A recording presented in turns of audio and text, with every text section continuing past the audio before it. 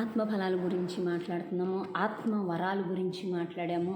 మరి బుద్ధివాక్యమును, జ్ఞానవాక్యమును, విశ్వాసమును, ఒక్కొక్కరికి స్వస్థపరచు వరమును చూసారండి, శక్తియు, ఆత్మను విమోచనను చేయు భాషలతోనూ మరి యొక్క అనుగ్రహింపబడిన ఆత్మ ఒక్కడేనంటండి.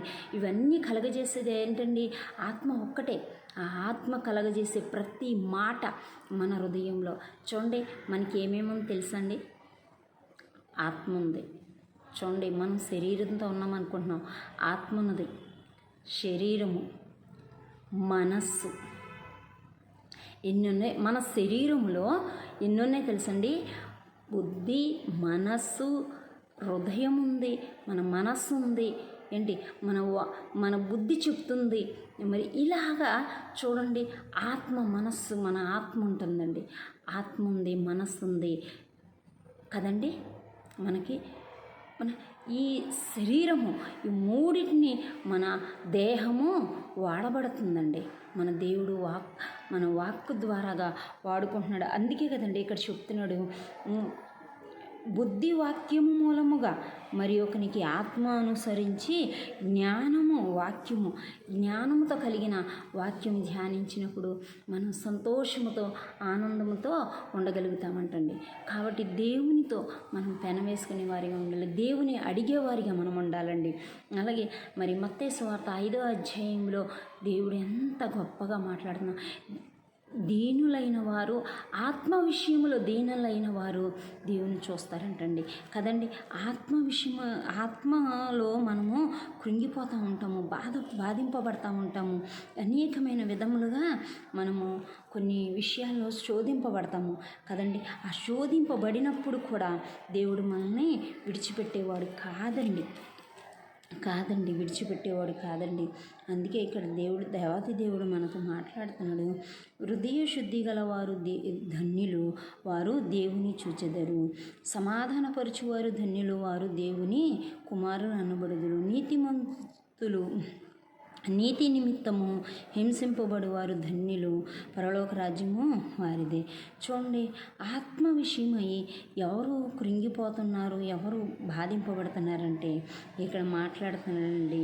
ఆత్మ ఎంతగానో దుఃఖించుచున్నదండి. పై వచనాలు రెండో వచనంలో 5వ అధ్యాయము, మత్తయి సువార్త 5వ అధ్యాయము 2వ వచనంలో దేవాతి దేవుడు ఆత్మ విషయమై దీనులైన వారు ధన్యులు, పరలోక రాజ్యము వారిది. దేవునికి స్తోత్రం. దుఃఖపడువారు ధన్యులు, వారు ఓదార్చబడుదురు.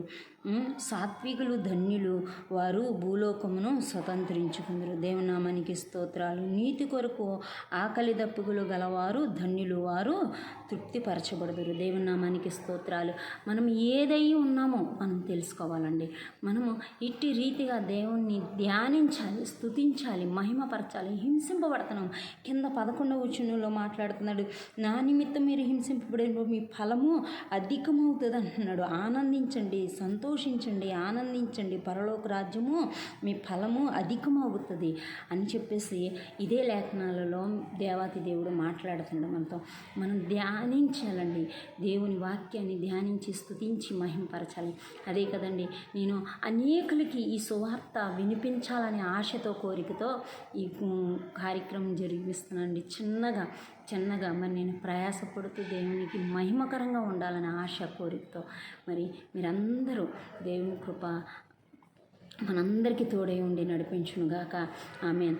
మరి దేవాతి దేవుడు నాతో మాట్లాడుతున్న మాట ఏంటంటే, మీరందరూ లైక్ చేసి, షేర్ చేసి అనేకులకి దీన్ని చేరవేయాల్సిందిగా కోరుతున్నానండి. ఈ లేఖనాల వాక్యాలని మీరు దయచేసి నాకు సహకరించాలి. బెల్ బటన్ నొక్కండి దయచేసి. అలాగే మీరు నా కొరకు కూడా మీరు ప్రార్థన చేయాలండి. మరి ప్రార్థన ఎన్ని విధాలుగా ఉన్నదో, ఎవరెవరి కొరకు ప్రార్థన చేయాలో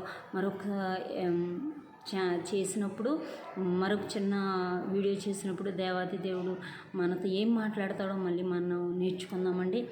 దేవుని కృప తోడై ఉండి నడిపించుగాక. మనందరినీ దేవుడు ఆశీర్వదించి బలపరచుగాక. ఆమేన్. మీ అందరికీ నా హృదయపూర్వక వందనాలు చెల్లిస్తున్నానండి. ఎవ్వరు మిస్ అవ్వద్దండి. దయచేసి అందరూ వినండి, గ్రహించుకోండి. దయచేసి తప్పిదాలు ఉంటే క్షమించండి. అలాగే ఇంకా నేను ఇంకేమైనా చేయాల్సింది ఉంటే మీరు నాకు చెప్పాల్సిందిగా కోరుతున్నాను.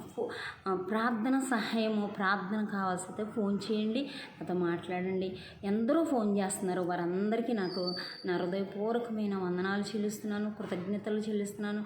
బిడ్డలు యవ్వనస్తులకి దీవెనలు ఇస్తున్నానండి. మరి కొన్ని విషయాలకి నేను ప్రార్థన వ్యక్తిగతంగా చేస్తున్నానండి. వారందరికీ నా హృదయపూర్వక వందనాలండి. ఆమేన్.